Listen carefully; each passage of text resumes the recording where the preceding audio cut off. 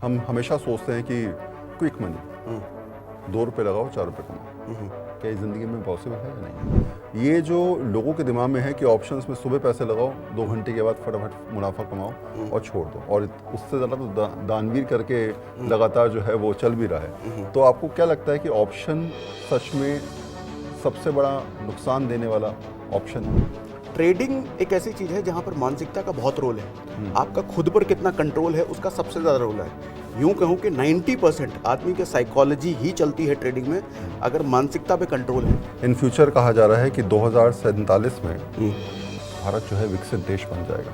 कल बजट में ये बात भी रखी गई, उससे पहले आर्थिक सर्वे में इस बात का जिक्र किया गया। बिल्कुल। क्या हम सच में उस तरफ जा रहे हैं? रोजगार के लिए इतनी तगड़ी अपॉर्चुनिटी बनाई गई है, तो ये बॉटम को स्ट्रॉन्ग करना निश्चित 2047 तक लेके जाएगा। लोगों ने कहा बिटकॉइन लीजिए, करोड़पति बनिए। बीच में बिटकॉइन का गुब्बारा फूटा भी, जमीन में गया, फिर वो भर के दोबारा सामने आ रहा है। क्या सच में बिटकॉइन जैसी चीज़ जो है वो आपको करोड़पति बना सकती है? अब भी उसमें ऑप्शंस हैं या खत्म हो गई कहानी बिटकॉइन? तो 5 वो फॉर्मूले कौन से होने वाले हैं जिससे कहीं ना कहीं दर्शक ये सोच पाएं कि भाई अगर जीवन जीना है बेहतर जिंदगी के साथ, तो इससे बेहतर कुछ। तो इसका मतलब एक चीज़ समझ में आती है कि एकेडमिक्स आपके करियर को बहुत ज़्यादा सपोर्ट नहीं करने वाली है। पढ़ाई इंपॉर्टेंट है, एजुकेशन इंपॉर्टेंट है।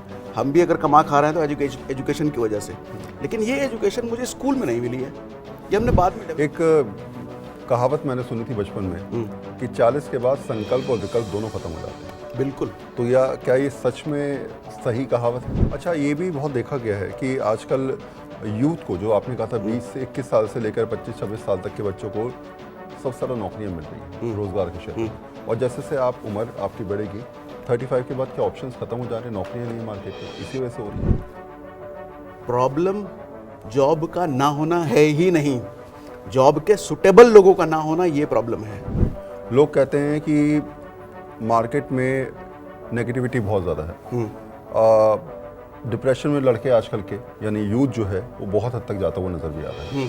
क्या ये माना जाए कि नौकरियां ना होना, पढ़ाई का इतना प्रेशर होना, माँ बाप का इतना ज़्यादा बचपन से 10th क्लास से 8th क्लास से कि बेटा तुमको IAS बनना है, तुमको इंजीनियर बनना है, तुमको डॉक्टर बनना है, वो जो मेंटल प्रेशर होता है उसकी वजह से आते आते जो है वो जब कोटा वो पहुंचता है या किसी इंजीनियरिंग की कोचिंग में जाता है, वहाँ पहुँच के वो सुसाइड कर लेता है क्योंकि उसका सिलेक्शन नहीं होता। आजकल के दौर में कई बार आप सोचते हैं कि आखिर पैसा कैसे कमाएं, किस तरीके से आगे बढ़ें, और कैसे ये सोचें कि आजकल की भागदौड़ भरी ज़िंदगी में हम ये मुकाम हासिल कर पाएँ जैसे बाकी लोग BMW में घूम रहे हैं। शायद हमारी ज़िंदगी में भी ऑल्टो से बढ़ की गाड़ियाँ हैं। सागर सिन्हा जी मेरे साथ हैं, मशहूर अर्थशास्त्री हैं और बखूबी जानते हैं इस इंडस्ट्री को कि पैसे कमाने की ललक जिनके अंदर है, अगर इनकी 4-5 स्टेप्स कोई सुन ले, शायद कमा ले तो अच्छी बात है। स्वागत है सर मेरे शो में आपका। पहला सवाल आपसे ये, हम हमेशा सोचते हैं कि क्विक मनी, 2 रुपये लगाओ 4 रुपये कमाओ। क्या ये ज़िंदगी में पॉसिबल है या नहीं है? कई जगहों पे पॉसिबल हो जाता है, लेकिन इसको प्लान्ड तरीके से अगर सोचा जाए कि क्विक मनी, तो फिर इलीगल रास्ते पकड़े तो वहीं हो सकता है, लेकिन कई जगहों पे सीधे तरीके से भी हो सकता है। लेकिन मुझे नहीं लगता कि अगर प्लान करके आप जाओ कि मुझे सीधे तरीके से क्विक मनी बनाना है तो आसान नहीं है। आसान नहीं है? नहीं है। तो कुल मिला के बात यही कहा जाए कि क्विक मनी जैसा कुछ नहीं होता, समय लगता है। समय लगता है। अच्छा, लोग आजकल ऑप्शंस ट्रेडिंग में जा रहे हैं। शेयर मार्केट में लोग सोचते हैं 15 करोड़ डीमेट अकाउंट। खुद वित्त मंत्री हैरान थी कि भैया अचानक हो क्या रहा है कि कोविड के बाद 5 करोड़ डीमेट अकाउंट अचानक खुल जाते हैं। ये जो लोगों के दिमाग में है कि ऑप्शंस में सुबह पैसे लगाओ, 2 घंटे के बाद फटाफट मुनाफा कमाओ और छोड़ दो, और उससे ज़्यादा तो दानवीर करके लगातार जो है वो चल भी रहा है। तो आपको क्या लगता है कि ऑप्शन सच में सबसे बड़ा नुकसान देने वाला ऑप्शन है? देखिए, ऑप्शन नुकसान नहीं देता है, लोग अपना नुकसान खुद कराते हैं। होता क्या है कि ऑप्शन एक इंस्ट्रूमेंट है जहां पर आप सीख के अगर चीज़ें करें तो पैसा कमाया जा सकता है, और लोग कमा भी रहे हैं, ऐसा नहीं लोग नहीं कमा रहे। अब डेटा भी तो है ना कि ये 90% लोग अगर लॉस में है तो 10% प्रॉफिटेबल हैं, तो 10% हैं तो सही ना। अब समझने की ज़रूरत है कि वो 10% क्या कर रहे हैं जो 90% करें। प्रॉब्लम ये है कि आदमी ऑप्शन ट्रेडिंग को ना क्विक मनी, जैसा आपने कहा, क्विक मनी की तरह देखता है कि 2-3 चीज़ें समझ ली, मार्केट ऐसे गया, ऐसे एंट्री लेना है, ये खरीदना है, वो प्रीमियम खरीदना है, बेचना है, ये समझ करके वो घुस जाता है।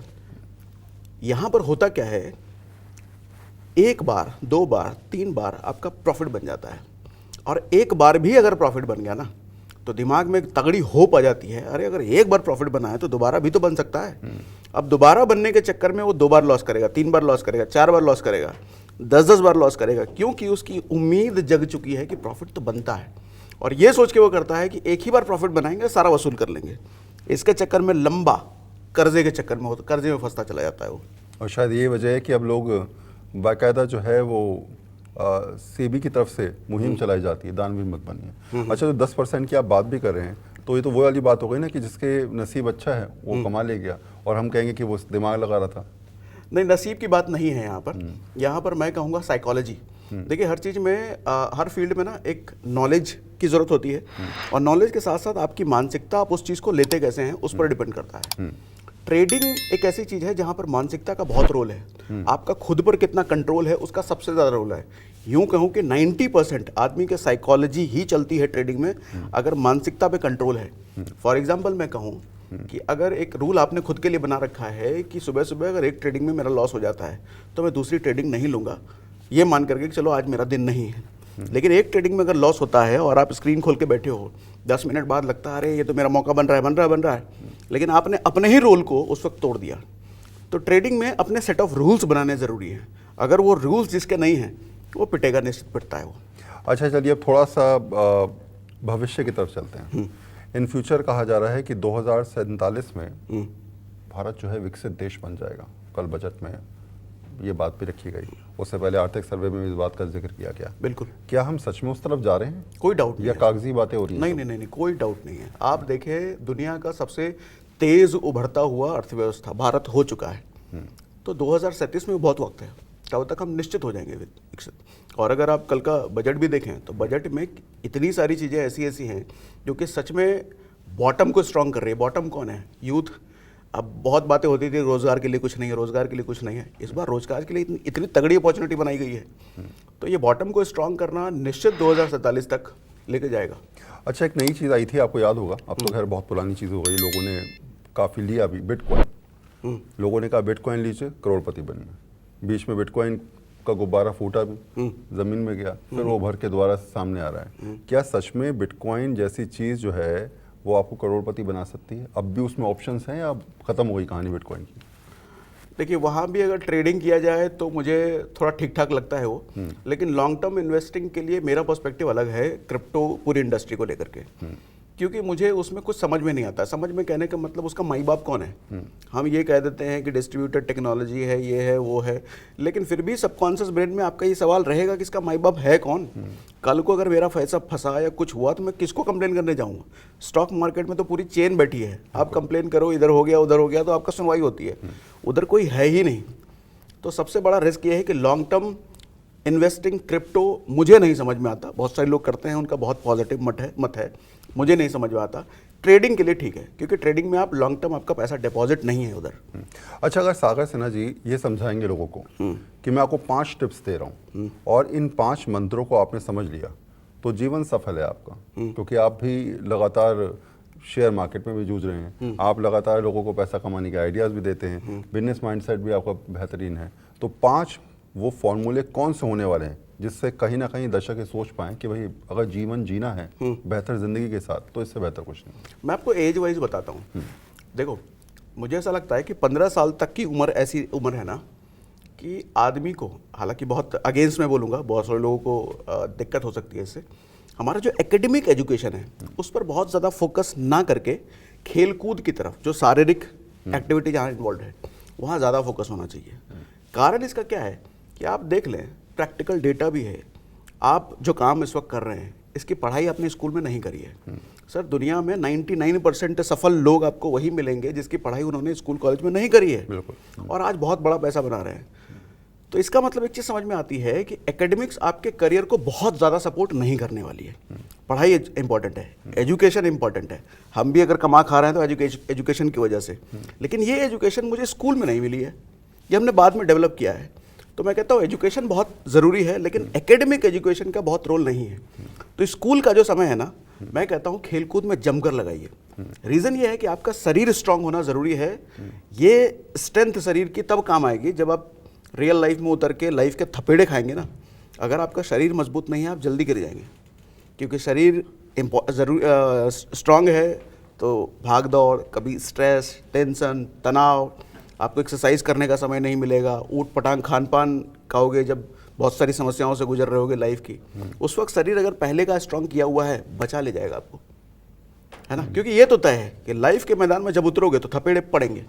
तो मैं इसलिए कहता हूँ कि 15 साल तक उम्र एक ऐसी है, स्पोर्ट्स में बहुत ज़्यादा एक्टिव रखो, शरीर पर खूब काम करो।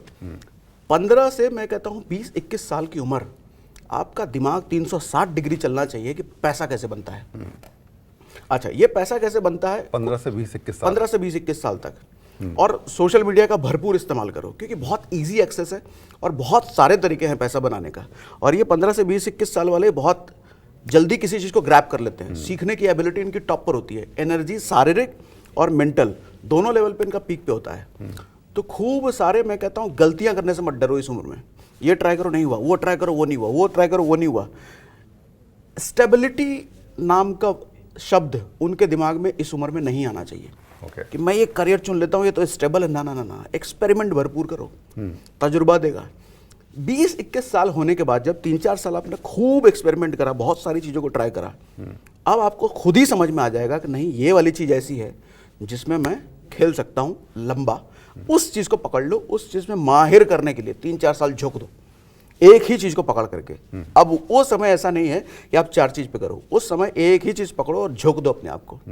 सर वो चीज़ आपको लाइफ टाइम वेल्थ बना करके देगी। एक कहावत मैंने सुनी थी बचपन में कि 40 के बाद संकल्प और विकल्प दोनों खत्म हो जाते हैं। बिल्कुल। तो या क्या ये सच में सही कहावत है? सर 40 के बाद आप मानसिक लेवल पे और शारीरिक लेवल पे बहुत थक चुके होते हो। शरीर में 2-3 बीमारियां तो फ्री ऑफ कॉस्ट आज के टाइम में मिली जाती है लाइफस्टाइल की वजह से। मानसिक लेवल पे आप बहुत सारी रिस्पॉन्सिबिलिटी से घिर चुके हो, घर बार हो चुका है, बीवी बच्चे हो चुके हैं, तो आप बहुत ज़्यादा एक्सपेरिमेंट करने की ताकत नहीं बचती कि मैं कुछ और ट्राई करूं। जो मिल रहा है चलो उसी में गुजारा कर रहे हैं, थोड़ा कम मिल रहा है लेकिन ज़िंदगी तो चल रही है, चला लेते हैं, ये वाली मानसिकता हो जाती है 40 के बाद। तो इसीलिए वहाँ जाने से पहले ये जो 20-21 वाला मैं फेज बोल रहा हूँ, इसमें जम के एक्सपेरिमेंट करो। अच्छा, ये भी बहुत देखा गया है कि आजकल यूथ को, जो आपने कहा था 20 से 21 साल से लेकर 25-26 साल तक के बच्चों को सबसे ज़्यादा नौकरियां मिल रही हैं रोजगार के क्षेत्र में। और जैसे से आप उम्र आपकी बढ़ेगी, 35 के बाद क्या ऑप्शंस खत्म हो जा रहे हैं, नौकरियां नहीं है मार्केट में, इसी वजह से हो रही है? सर 35 के बाद आदमी एक्सप्लोर करना बंद कर देता है ना, नई चीज़ सीखना बंद कर देता है ना, स्टेबिलिटी वाला ख्याल आने लग जाता है ना, एक चीज़ जो आ रही है मैं उसी में काम करता हूँ। तो ये चीज़ एम्प्लॉयर को भी समझ में आता है। 35 के बाद ये ज़्यादा एक्सपेरिमेंट नहीं करेगा, ये ज़्यादा नई चीज़ों को एक्सप्लोर नहीं करेगा। इससे अच्छा है कि नए लड़के को उठा 20-25 साल वाले को, इससे आधी सैलरी में इससे ज़्यादा काम करके देगा वो। फैक्ट है। आप रिलेट कर पा रहे होंगे मेरी बात से? बिल्कुल। अच्छा, रोजगार की अगर बात करते हैं, आज की डेट में बेहद बहुत ज़्यादा परिस्थितियाँ, आम लोगों के हिसाब से इंजीनियर जो है वो 12,000 की नौकरी कर रहा है देश के अंदर, MBA करा हुआ बच्चा जो है उसको 15,000 की नौकरी मिल रही है। बिल्कुल सही। ये वो चीज़ें हैं जो शायद माँ बाप लोन लेकर पैसे लगाकर अपने बच्चों को पढ़ाते हैं 15 लाख 16 लाख रुपए लगाने के बाद। आपको लगता है अभी ऑप्शंस बचे नहीं हैं इंजीनियरिंग के, MBA के, या सिर्फ आप 5 कॉलेज में चले गए, 10 IIT चले गए या फिर बड़े टॉप में चले गए तब तो आपके लिए सही है? अदरवाइज ये मेरठ से, मुजफ्फरनगर से, बागपत से, या फिर जो छोटे छोटे जो इंस्टीट्यूट्स खुले हुए हैं जो इंजीनियरिंग के नाम पर बड़ी दुकान बनाए थे लेकिन वहाँ कुछ ऑप्शंस नहीं बनते, वहाँ जाने से बचें, क्या समझते हैं? सर मैं थोड़ा सा इसके अगेंस्ट हूँ। अभी जैसे हम बात कर रहे थे एकेडमिक एजुकेशन की, आप देखें दुनिया के 1% लोग जिनको आप फॉलो करते हैं, जिनको आप सुनते हैं, जिनकी तरह बनना चाहते हैं, जिनको इंस्पिरेशन मानते हैं, उनका एकेडमिक बैकग्राउंड चेक कीजिए, किसी टॉप के कॉलेज, टॉप के स्कूल से वो नहीं है। क्या समझ में आता है? एजुकेशन इंपॉर्टेंट है, कहाँ से ले रहे हो वो इंपॉर्टेंट नहीं है। तो मैं कहता हूँ कि ये कॉलेज, वो कॉलेज, ये स्कूल, इस भागदौड़ से निकल करके आदमी को खुद की मानसिकता पर काम करनी चाहिए। और नॉलेज की कमी आज के टाइम में है कहाँ? कौन सा कोर्स आप बताओ जो गूगल पे आपको फ्री में नहीं मिलता? क्या सीखना है जो गूगल से आप फ्री में नहीं सीख सकते? और पेड भी लेना है तो थोड़े बहुत पैसे लेकर के। तो सीखने वाले के लिए तो अंबार अवेलेबल है। आदमी में कमी इंस्टीट्यूशन की नहीं है सर, कमी मुझे लगता है जॉब की नहीं है, सही जॉब सीकर की है। आपको एक एग्जांपल देता हूँ। अभी हमारे ऑर्गेनाइजेशन में हम 4-5 लोगों का ढूंढ रहे थे, किसी को कुछ वीडियो एडिटर चाहिए, कुछ और चाहिए। सर 100 इंटरव्यू लेने के बाद भी हमें एक बंदा समझ में नहीं आता जो हमारी रिक्वायरमेंट को मैच करता हुआ, 100 इंटरव्यूज़ लेने के बाद भी। इसका मतलब एक छोटी सी चीज़ हमारे को चाहिए, 100 बंदे उस लायक ही नहीं है लेकिन वो कह रहे हैं कि मैं लायक हूँ, उनको लगता है मैं लायक हूँ, लेकिन जो इंटरव्यू ले रहा है उस किसी पैरामीटर पे फिट ही नहीं बैठ रहा। तो अच्छा, कुछ दिनों पहले मैं मुंबई गया था, तो वहाँ पर मैंने देखा एक क्या बोलते हैं पाव भाजी, पाव भाजी के पास लाइन लगा करके बंदे खड़े थे उसका पाव भाजी खाने के लिए। और रात को जब फ्री होकर के, चूँकि हमारे होटल के पास ही था, तो हम उससे बातचीत कर रहे थे, तो पता चला बेचने वाला बीटेक करा हुआ है, बीटेक करके वो पाव भाजी की बेच रहा है। और हमने बात करा उससे, तो अफसोस नहीं होता तुम्हारे को कि बीटेक करके ये करना पड़ रहा है? तो बता रहा सर 4 साल हमने बीटेक करके नौकरी करी है एज अ इंजीनियर, और उसमें जितना मैं कमाता था ना, बोलता है इतनी मैं सैलरी अपने ठेले वालों को मैनेज करने के लिए देता हूँ। तो he is very much happy. Problem job का ना होना है ही नहीं, जॉब के सुटेबल लोगों का ना होना ये प्रॉब्लम है। कोई भी आदमी जो काबिल है सर, वो खाली नहीं बैठता, वो कहीं ना कहीं जुगाड़ बना लेता है कमाने का। खाली वही लोग हैं जिनमें काबिलियत की कमी है। अच्छा, एक चीज़ और आती है आज की डेट में, लोग कहते हैं कि मार्केट में नेगेटिविटी बहुत ज़्यादा है। डिप्रेशन में लड़के आजकल के यानी यूथ जो है वो बहुत हद तक जाता हुआ नज़र भी आ रहा है।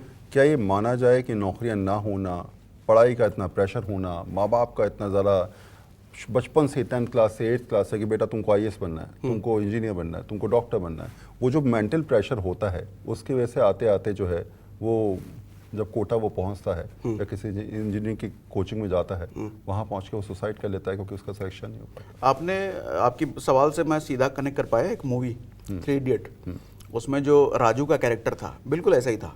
बचपन से उसके ऊपर प्रेशर है कि तुझे इंजीनियर बनना है, घर की रेस्पॉन्सिबिलिटी है, जिसकी वजह से वो 4 तरह की अंगूठी और माला उन सब में लगा रहता है, बजाय अपनी पढ़ाई और एजुकेशन पर पूरा फोकस लगाए, काम पर फोकस लगाए, वहाँ न लगा करके वो प्रेशर में, टेंशन में जीता है। तो ये बिल्कुल सही बात है कि बचपन से अपने बच्चे का एक गोल डिसाइड करना कि तुझे यही करना है, बजाय ये जाने कि उसका इंटरेस्ट किस चीज़ में है, ये गलत है। ये एक प्रेशर क्रिएट करता है। देखिए, मेरे 2 बच्चे हैं, एक 12 साल का बेटा है, एक 3.5 साल का बेटा है। मैं तो प्लान करके बैठा हूँ, मैं इसको करियर में कभी नहीं करने वाला कि तुझे ये करना है, जो करना है कर, तू बता कि तेरे को किस लाइन में जाना है, मैं हैप्पी हूँ। इंडिया में क्रिकेट कितना बड़ा ऑप्शन बचा है आज की डेट में आपके हिसाब से? कमाने के लिए, खेलने के लिए, दोनों के लिए बहुत बड़ा ऑप्शन है, लेकिन एक्सीलेंस बहुत चाहिए, अभ्यास बहुत चाहिए, प्रैक्टिस बहुत चाहिए, क्योंकि 150 करोड़ की आबादी में से निकल करके आपको उन 11 की लिस्ट में जाना है। तो बहुत ज़्यादा अभ्यास और बहुत ज़्यादा एक्सपर्टीज़ की ज़रूरत है। अब तो IPL भी चल रहा है, तो लोग जो हैं सोच रहे हैं कि बहुत क्विक पैसा कमाने के तरीके जो हैं, एक टाइम में आपको याद होगा कि लोग जो हैं वो अपने बच्चों को एकेडमीज में भेजते थे, लेकिन उसके बाद वो इसलिए हार जाते थे, उनको लगता था कि शायद अब सचिन बनना आसान नहीं है। लेकिन IPL और इस प्रकार के जो लीग टूर्नामेंट्स आ गए हैं, इससे फ़र्क पड़ रहा है? आपको लगता है कि बड़ा मार्केट खड़ा हो गया है बिल्कुल क्रिकेट की दुनिया में? बिल्कुल खड़ा हो रहा है। और लोग अगर ये सोचते थे कि सचिन बनना आसान नहीं है, तो अब तो सचिन से आगे निकलने वाले बहुत सारे लोग आ गए। रोहित धवन आ गया, विराट कोहली आ गया, माही आकर के चले गए। सर, एक्सेलेंस की बेहतरी की कोई सीमा नहीं है, कोई भी सीमा नहीं है। एक से बेहतर दूसरा आएगा, दूसरे से बेहतर तीसरा, और तीसरे से चौथा आता ही चला जाएगा। तो ये सोचना बेकार है कि उससे बेहतर तो बा ही नहीं सकता। और रही बात IPL की, हाँ ज़रूर ये बात है कि ज़्यादा से ज़्यादा लोगों को एक्सपोजर मिल रहा है। सिर्फ 11 तक जो पहले सीमित थे, अब वो 11 नहीं, वो संख्या बढ़ रही है।